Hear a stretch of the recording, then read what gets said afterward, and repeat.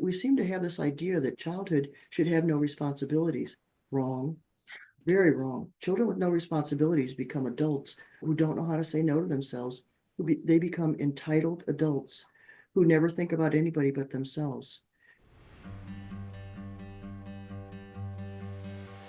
You're listening to the What the Gut podcast, where busy moms can come for a holistic approach to health and vitality. I'm Allison, your host, a holistic health and wellness coach. In this space, we'll dive into the intricacies of achieving holistic wellness while balancing the demands of daily life as a busy mom. What the Gut is your haven for navigating the challenges that come with juggling numerous tasks while aiming for a healthier, more balanced life. Join me as we uncover practical solutions to common health hurdles, from managing fatigue to understanding all things gut health. Through insightful discussions, actionable insights, and tailored lifestyle strategies, my goal here is to empower you to embrace a vibrant, nourishing life while saying goodbye to being overwhelmed and exhausted. So if you're ready to embark on this transformative journey towards holistic well-being, hit that subscribe button. Get ready to discover the secrets to thriving in motherhood while nurturing your overall wellness. A quick reminder, everything discussed here is for educational and empowering purposes only and is not intended for personalized medical advice. Consult your personal healthcare provider for personalized medical advice. Welcome to What the Gut, where we create our own path to holistic health, one episode at a time.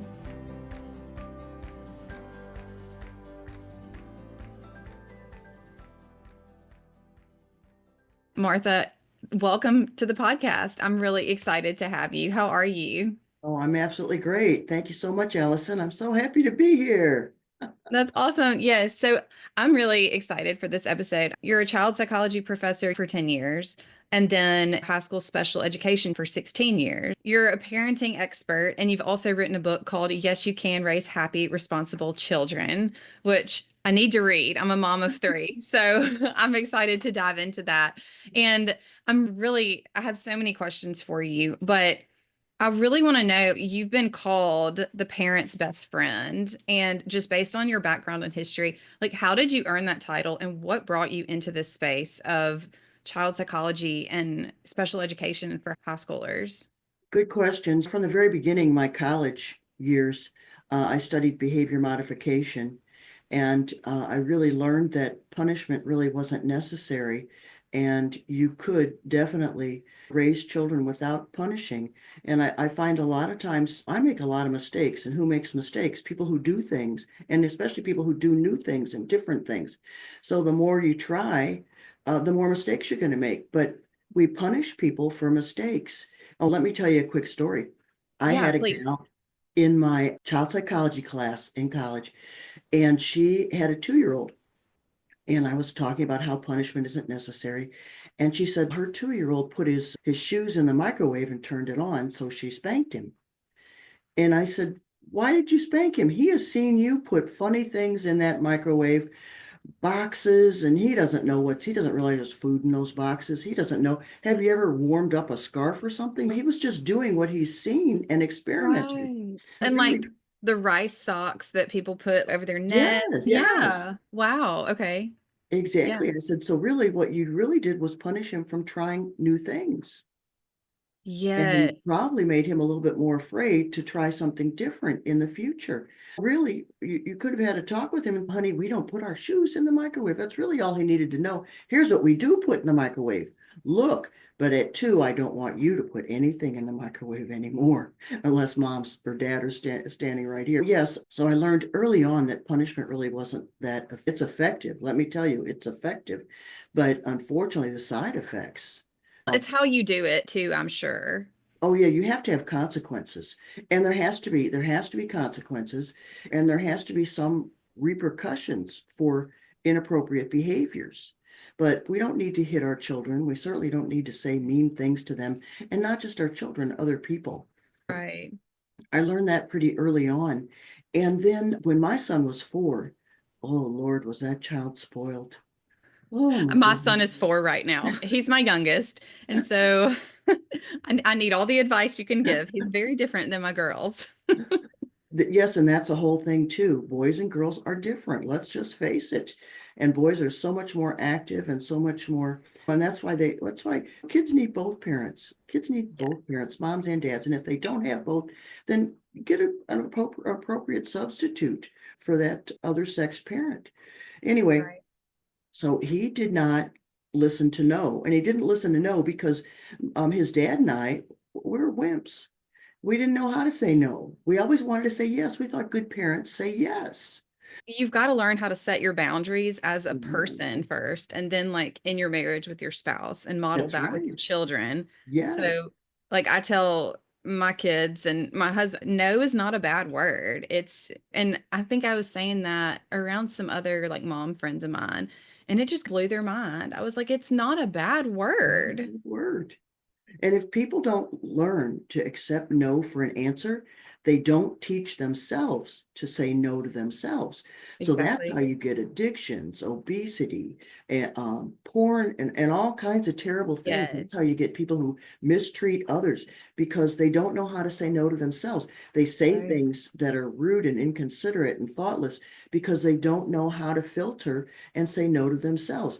No, exactly, Allison. No is not a bad word. It's an excellent word. It's a good word. The most disciplined people know how to say no to themselves. I get up in the morning and I'm like, oh, I don't know if I want to go to the gym today. It's a big pain. But guess what? I say, no, Martha, you stop that line of thought. You're going to the gym. Now look Yep. at your calendar right now. Where are you going to fit it in? I used to get up right out of bed and go right to the gym, but now I've gotten so busy that I can't do that anymore, and I have to plan other times during the day to go. But you know what? If it's important to you, you'll do it. Yeah. And and that's the same with your kids. I had to learn to say no. Oh, and I'll tell you another story. Okay, two stories about no when he was young. All right, so I took parenting lessons, and these are exactly what I teach other people. I have a 4 week on Zoom, 1 hour a week, and we deal with the worst behavior. Let's take care of that. And his worst behavior was he wouldn't take no for an answer, and he would push and push because that's what we taught him. We would try to say no, but then he wouldn't accept it, and he would push, and we would get like Tyler. Oh, okay. Oh, okay. You give in because and if you have other kids too, and depending on where you are, if you're in public, Exactly. sometimes it's like you just give in because you're tired of hearing it. But Right. yeah, Exactly. So one day I said no to him, and he wouldn't accept it. So I locked myself in the bathroom. I love it. Remove yourself from that situation. He's pounding on the door, and because he didn't believe it. I was like, she's going to say yes. She's going to say yes. I think I was in the bathroom a half an hour.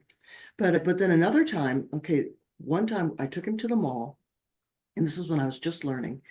And they told us, they said, look, you never give the child anything up front. He has got to behave in order to get what he wants.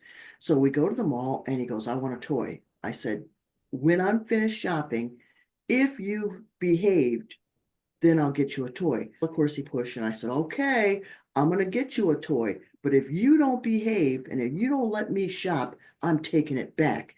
He was like, he knew that was BS, right? Okay, I get him his toy. We're shopping, and he's a little turd. He's misbehaving. He's crawling under the racks. He's just being a turd. And I said, okay, I'm taking the toy back. We went back to the toy store and I took it back. Allison, he went nuts. He went nuts because his little brain was fried. He had a mini nervous breakdown because he was like, what? What? Well, was he like 4 or 5 still at this point? Yeah. Yeah. Yeah. Which is like age appropriate too for him, but it's hard on you as the parent because you've got to adapt him to, okay, this is part of life. You got to get used to it. But yeah, Exactly. they're gonna melt down. Yep. Oh, did he ever? He was in shock. He was in Yeah. shock. This had never happened before. He couldn't figure out what the heck's going on here.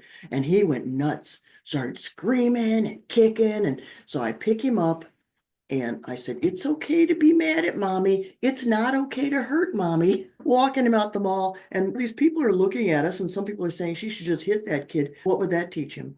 What would that teach him? I get him out to the car, and he's screaming and fussing and kicking the whole way. I put him in the back seat, and he's still in the back seat jumping around and kicking. And I thought he was going to kick me in the head. Luckily, he didn't, or bust out a window. Well, Yeah. finally, he made himself so tired that he couldn't Yeah. go crazy anymore. Put his seatbelt on. I said, okay, let's go home now. So we went home and I said, go to your room and calm down. Why don't you go to your room and rest? Because we both, it was very upsetting. You wanted to rest too. Yeah, it was upsetting for both of us. And we Yeah. talked about it later. But that's what you have to do. That was the day that turned us around. And they told us in the parenting lessons, they said, look, the reason that you fail is because you don't stay consistent. You Right. say no and you don't mean it and you give in. Now, what's going to happen is you're going to say no, but your child doesn't believe you and you are going to suffer. So what, just Well, realize it. in setting boundaries in general, I've read a lot of different books on boundaries and I'm huge on it and I talk to all my clients about it. But one of the things that a lot of the authors and stuff say is people are not going to like it. If you tell your Yeah, spouse no, they're not going to like it. If you tell your family no, they're not going to like it. But that's like part of it. Of course, a exactly. kid's going to blow up. Exactly. And let's go to a quick different subject. And on Mondays, I go to the jail, and on Wednesdays, I go to the treatment center to talk to the addicts and alcoholics. And what happens to them is they sober up or stop taking their drug, and then they start looking around going, wait a minute, people are using me. I got to start saying no. I got to establish some boundaries. No, no, no, nobody likes that. And then the next thing you know, they're bringing them home alcohol. They're Yeah. bringing them home just because they don't know how to deal with this new person. So you have, They couldn't set those boundaries and right. And the same thing, yeah. you go on a diet and you're losing weight, and the next thing you know, your friends go, oh, you can have a piece of cake. Yeah, okay. All because they're like, wait a minute, she's losing weight. That means I could lose weight. Wait a minute, I'm just gonna make her fat again. No, it's easier. Yeah. I love how it connects to so many other areas for sure. Yeah. So, whenever your son was little, you took these parenting classes, and is that really what put you into becoming a child psychology professor? Then I became a child psychology professor. Yes. Okay. Yes, Yeah. for So 10 that years. And the just, same information that I turned him around to establish relationships with my students at the college level, but also at high school. When you're teaching high school, you better have those boundaries, I you would better imagine. believe it. Talk about rough. And that's why I go to the jail, because I said to myself, I taught high school. I can handle anybody. Nobody I bel scares me. I love that. I want to point out and go back. I just love how you were talking about spanking and kids. I think that is something that is not talked about enough. And I know like when my husband and I got married, we said, okay, like we're not going to spank our kids. We don't want to do that. We want to more gentle parent and Mhm. talk to them about it more. And we had so many different reasons for that. But it's not the norm. I think more people are catching on to that, right? I Mhm. do, Mhm. but I mean, I do have a lot of friends who still spank their children, and I try to speak wise words into them without overstepping boundaries, but I just don't think that parents are thinking about how everything that they do affects their children. And you can't always help how they interpret it. Your child, when they grow up, they're going to have some kind of misconception about how they were raised or something that they wish was different. They're Mhm. going to have some kind of traumatic event around things like that. But you can do so much. And I think just not spanking them because it's literally teaching them to be afraid of you in a sense. Mhm. I Right. think and Right. I think that they should have some sense of fear of, oh, I don't want to disappoint. Oh, I don't want to misbehave. But also, if they're in trouble one day, if something really bad happens to them or they do make a really terrible mistake, I want my kids to be able to come to me without Mhm. thinking I'm going to Mhm. physically hurt them. So Mhm. it's nice to hear somebody else talk about that, though. But Doesn't mean that you're trying to be your child's friend. right. You're going to be the authority. You don't want to be your child's friend, because friends lead us astray way too often. So Hmm. yeah, and there's too many things about your life that you simply are not appropriate for you to talk to your child. You are an authority. You're supposed to be the example Exactly. of good behavior. So you cannot be your child's quote unquote friend. You're not at that Right. level. You're above the child. You are Well, the last. You're the authority. But when you hit them, what you do is you ruin the attachment bond. You make the attachment, they then become weirdly attached to you. They need your respect and love, but they're also afraid of you. And that makes things difficult. Whereas when you don't hit them, see, hitting and criticism, then people take us out of their quality worlds. If you're a critic, I'll tell you another story. I love Anthony, stories.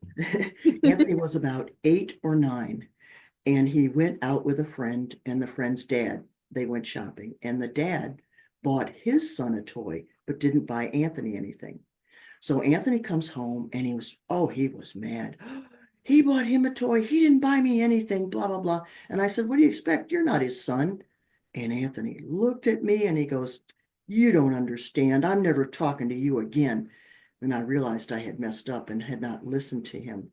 And I said, oh, I really apologize, sweetheart.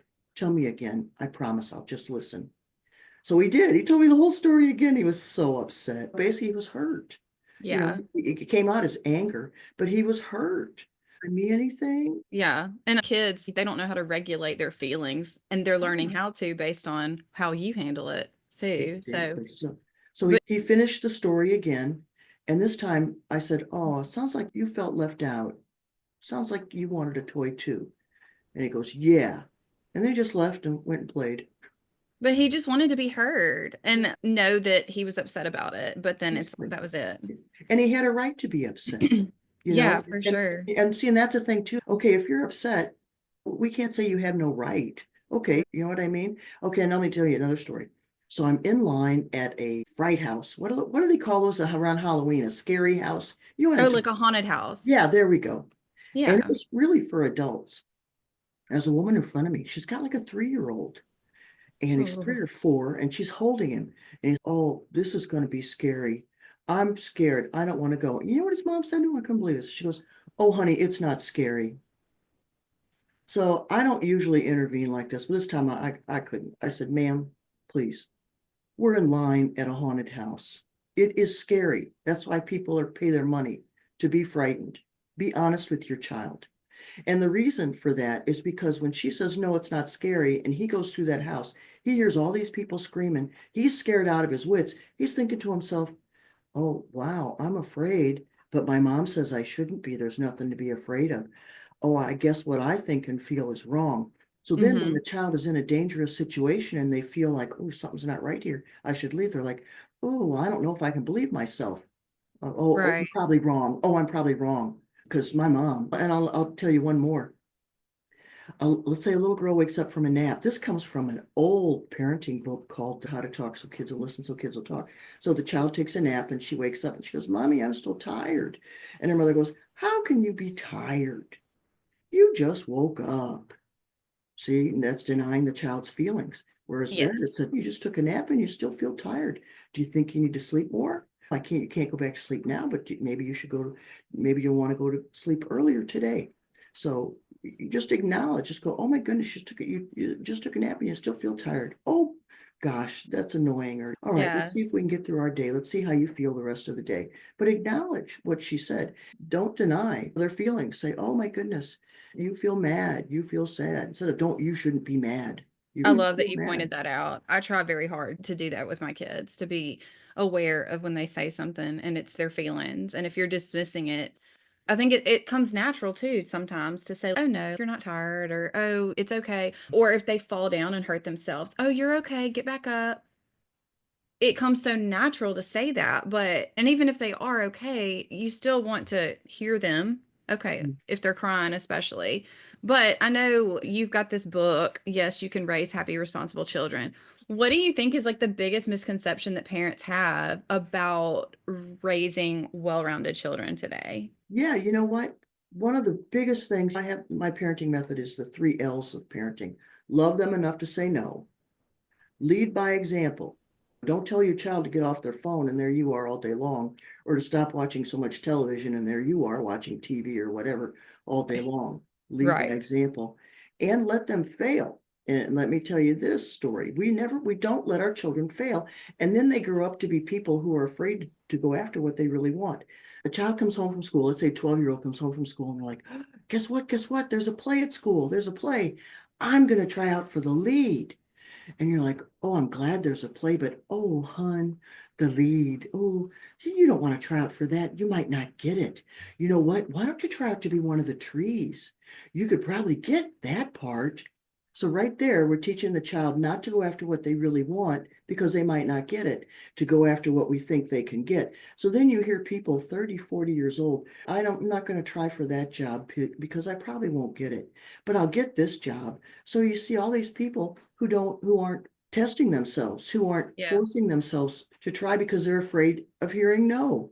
Yeah. They're afraid that they're not going to be really good at it. And even though it's what they really want to do. And the truth is, we're all lousy at everything until we do it. Exactly. I love how you're pointing all of this out too, because it not only affects that person when they're older, but it affects like their spouse and their children and their relationship with other people, their coworkers, like whoever they're around when they're an adult. All of this pours into it, Yeah. and it can cause its own strand of issues. Right. The same thing going after romantic partners. Go after who you think you can get, not who you really want. Yeah. Yeah. Gosh. So I know that you also had worked with special needs children in high school, which I'm really interested to hear about. What kind of advice would you give to parents who feel overwhelmed by their children's like behavioral challenges? It is overwhelming. It is overwhelming depending on your child and the severity. So you need to get help. You're going to have to find a way to hire somebody to come in, even if it's just for a few hours every Hmm. week, just to relieve you. And some people say, I can't find anybody. Special education teachers also have assistants, people in the classroom who know how to handle that, who already know your child. And if they don't know your child, they know how to deal with that. You need to start putting out feelers for who can come and watch my child, needs to have experience with this or that. And so you can find somebody. So start doing it right away so that you can interview people. But look there first. Look Yeah. there first because the para educators don't make as much money as the teachers, and they're often they're open for side jobs, and they're the perfect people to do that. So look for help. Yeah. Get as much help as you can and try to really, you're going to have to really watch your schedule and put in what's really important. You have to really decide what's really important and what am I going to get done. So you really need to have a schedule. The child needs to have a visual schedule if that's the type that they need. If they don't read, they should have a schedule up on their wall, the time, what they have to do, so that you don't have to keep reminding. And also, if you do have to keep reminding a child, take pictures of what needs to be done, put them up wherever. In the bathroom, put a picture up on top of the sink with a toothbrush or the Yeah. child brushing their teeth. But you're going to have to find ways to make life easy for you. And also, your older children, it is their duty to help. Family is the basis of society, and sick families make sick societies. Your older children, that's their family. It is their responsibility to help out. 100 years ago, the 5-year-old would be taking care of the baby. The Hmm. 5-year-old had to go out and feed the chickens and get the eggs. We seem to have this idea that childhood should have no responsibilities. Wrong, very wrong. Children with no responsibilities become adults who don't know how to say no to themselves. They become entitled adults who never think about anybody but themselves. It is Yeah. all our jobs in our homes to keep our home clean, to help to look out for our family members, and that's our moms, our dads, our sisters and brothers, our animals. That's our responsibility as human beings. Yeah. Yeah. So just really not being afraid to ask for help too. And you've got to set your own boundaries with yourself. And how can you make things easier for yourself too? It sounds Look like, yourself. Parents are the fountain. What are the kids going to do if you're not there? If you and your spouse, and you need to remember this too, you need to do everything possible to preserve the marital relationship. It comes first. yeah.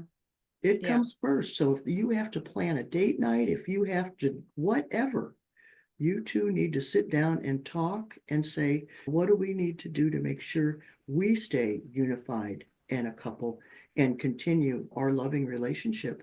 Because the children, what's going to happen to the children if the two of you don't stay together? Now, I know, Martha, you go to the gym daily and you've lost 50 pounds. So I'm wondering, like, how do you encourage parents to really prioritize their own health and wellness without feeling guilty? They can exercise with the child. You ever see those people with the baby on their feet and they're doing their That's what push-ups? I did, yeah. Good for you. And there's a gal on YouTube. She's 6 miles to supper. She used to walk 6 miles in her house and encourage the children to help you. You know, Yeah, help me do my sit-ups, help me hold my knees or whatever. yeah. Encourage the children to help you and do your absolute best and try and don't try to push it. I used to do an hour at the gym every day, and now I'm like, you know what? I've had enough of this hour stuff. 30 minutes is good. 30 minutes is good. So you also have to don't constantly make it too difficult for you. If you need to start at 5 minutes, start at 5 minutes. Do sit in a chair, do chair yoga. Lyman Dallas Page, he's really big for chair yoga. DDP yoga, Diamond Dallas Page yoga.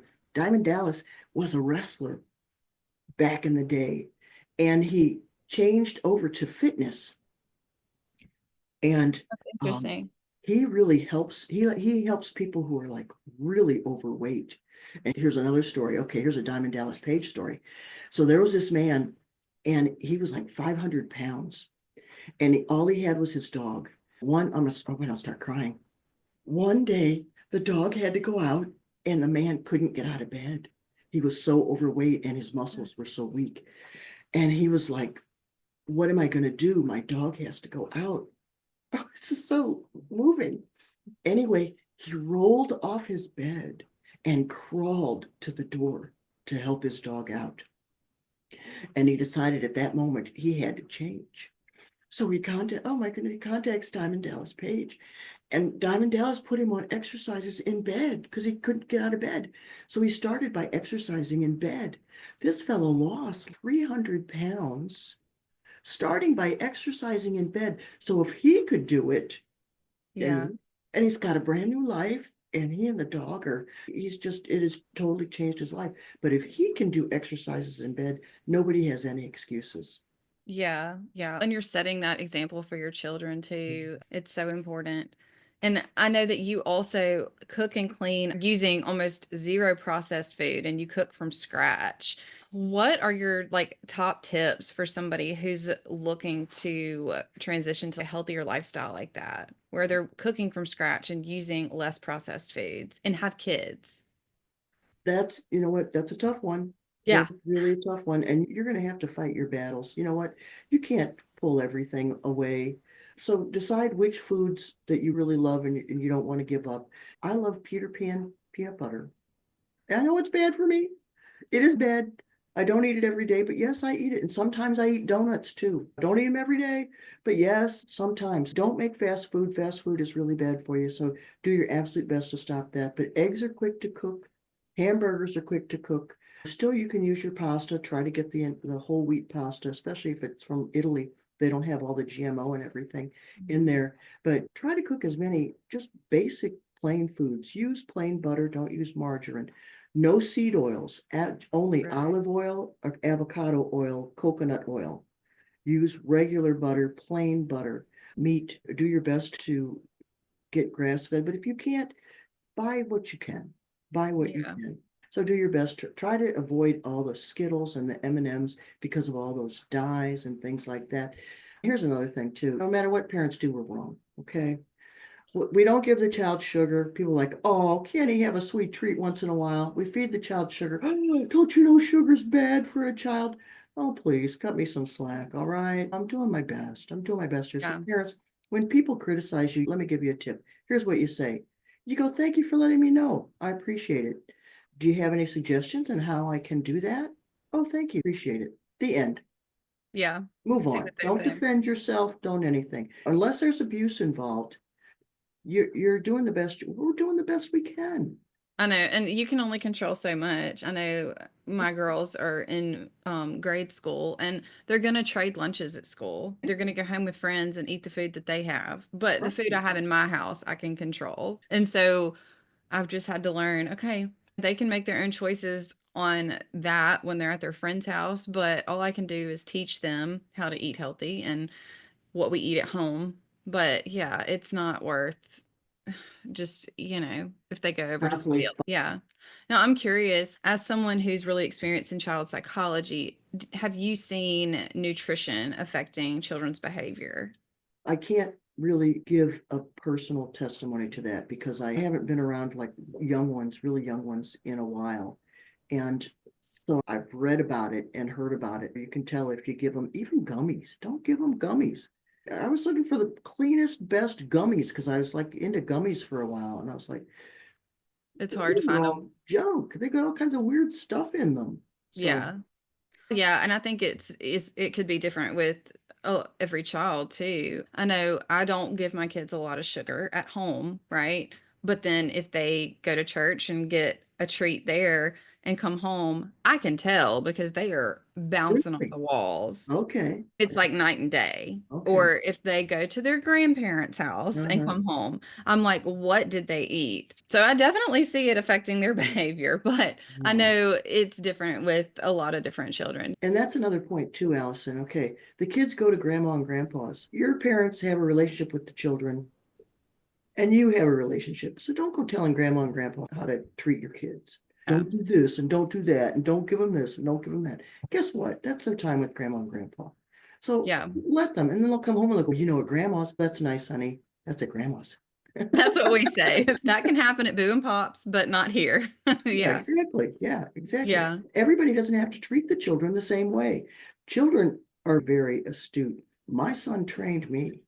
He trained me because I remember back when before I took those lessons, I would buy two of the same toy so that when he broke one, he wouldn't have a big fit. Yeah, that's how he trained. He trained me. Yeah. Children are very astute and smart. So if you and the husband have problems, the child is going to side with one against you just because that's easy. Oh, and that's another thing I want to bring up. Do not speak poorly about your ex-spouse or anybody in front of your children because the first thought the child has is, well, they'll speak about them that way. What do they say when I'm not around? But then Exactly. also the child's in the middle and they're like, now what do I do? It I puts do them in I such an do I awkward have to not situation. love dad to show mom I love her? Do I have to not love mom to show dad I love him? What do I do? What if I say nice things about mom, but dad always speaks bad about her? It puts a child in a terrible situation. So just keep your mouth shut. Those are adult conversations for adults and not in the child's hearing either. And if you have something negative to say about your child, do not say it in their hearing. If you're going Right. to complain, oh my goodness, I'm so happy school's back in. Oh, I can't wait to get rid of these kids. And the children are sitting right there. I Yeah. know. I know. Gosh. Martha, this has been such an awesome conversation. It just makes me want to go love on my kids, just hang out with them, love on them, listen to their feelings and everything. Now, your book, you can get this on Amazon. Yes. Okay, yeah, and I'll be sure to link that in the show notes for anybody. I'm definitely going to check it out because I'm very interested. But is there anything else that you want to leave our listeners with today? Just, you know what? Parenting's a tough job. And yeah, I really admire that you're doing it. So you just keep on keeping on and just worry about today. I don't know what you did yesterday. And you know what? If you need to make up for something you did yesterday, do your best to make up for it, but don't worry about it. Do your best today. Tomorrow's going to take care of itself because the tree of tomorrow is planted in the seeds that we put in the ground today. And that means the behaviors that we do today. So if you just do your best today, it's all going to work out. Yeah, I love it.